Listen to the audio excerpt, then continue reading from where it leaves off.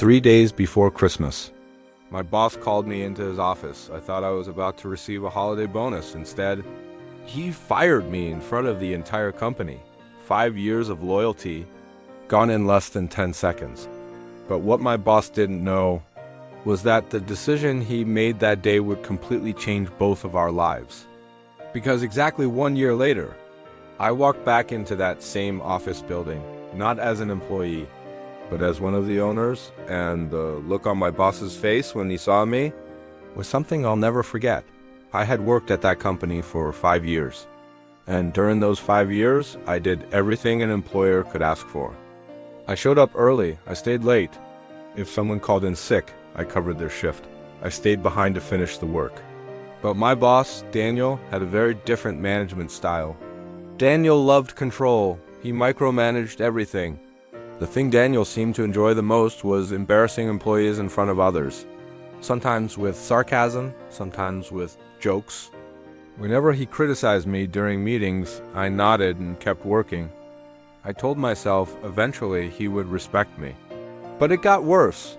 One Monday morning, Daniel sent a message to the entire team. Mandatory meeting at 10 a.m. Everyone gathered in the conference room. The moment I walked in, something felt strange. Daniel was standing at the front with a strange, unfriendly smile on his face. He turned on the projector. The first slide appeared, and my name was written across the top. It wasn't a mistake. Daniel began listing mistakes I had supposedly made. Tiny things. Small details that literally everyone on the team had done. Daniel turned toward me. "This," he said while pointing at the screen, "is what happens when someone becomes lazy." The room went completely silent. Then he said the words that ended my career, effective immediately. "You're fired. 5 years of work, gone in seconds." And it happened 3 days before Christmas. I quietly packed my belongings. As I walked out for the last time, I expected to feel angry, but instead, I felt something unexpected, relief. 6 months earlier, I had started a small online business, just a side project I worked on late at night. By the time Daniel fired me, that side project was already making more money than my full-time salary. For the next several months, I focused completely on my business.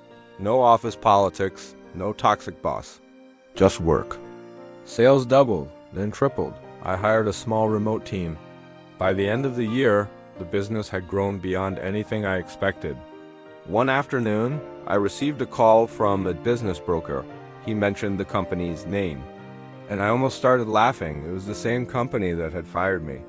Daniel's company. Things had gone downhill after I left. Revenue had dropped significantly. After weeks of negotiations, I purchased a large share, enough to become one of the main decision makers. And guess who still worked there? Daniel. The day I walked back into that office building was surreal.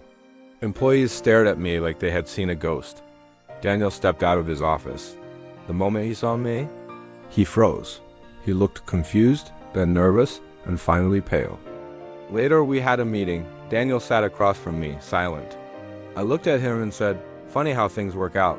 I didn't fire him. I didn't humiliate him. Instead, I made one thing clear. From that day forward, the company would be different.